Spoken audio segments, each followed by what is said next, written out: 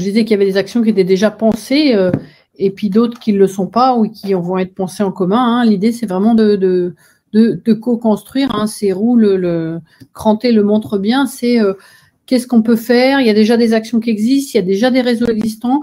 Comment associer tout le monde, articuler tout ça pour créer un territoire numérique éducatif, hein, vraiment un territoire apprenant.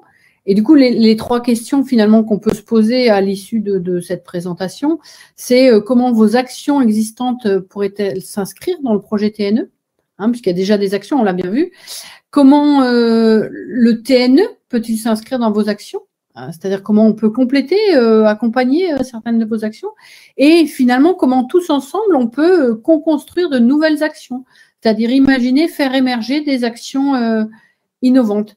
Et l'idée aujourd'hui, c'était de vous présenter donc à la fois le projet dans sa globalité et les principaux partenaires de ce projet pour que vous puissiez ensuite là nous poser des questions aujourd'hui, mais même réfléchir aux projets que vous pourriez mener en lien avec la dimension parentalité et co-construction d'un territoire apprenant et des projets sur lesquels on pourrait travailler en commun avec plusieurs de partenaires ensemble. Et là, c'était un premier temps d'échange pour que chacun s'approprie ce projet TNE. Mais l'idée, on a comme objectif, donc ces réunions, hein, comme j'ai dit au début, il y en aura une, en fait, il y a 5 circonscriptions dans le Cher, et il y aura 4 réunions, les 2 circonscriptions de Bourges sont réunies.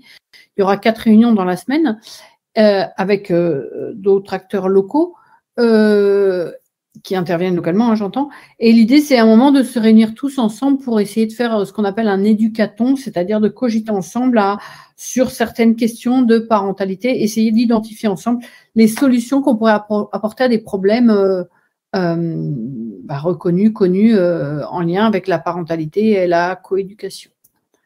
Donc, en tout cas, je pense que ça va être maintenant le temps des questions. Peut-être juste une précision sur l'appel à projet, la gouvernance. Vas-y, Sophie.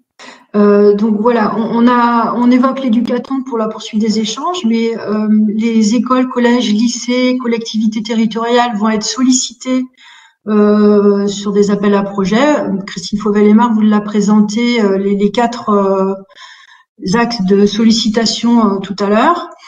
Sachez que toutes ces remontées vont être étudiées et la principale instance pour définir le territoire numérique éducatif est le comité départemental du numérique dans lequel siège l'académie, le directeur académique monsieur Pierre-Alain Chiffre, l'IUN numérique que vous avez autour de la table, monsieur Michael Bibeau, des partenaires, le JPRECIA, et que toutes ces actions vont être étudiées et priorisées en fonction des budgets qu'on va pouvoir allouer à chaque thématique.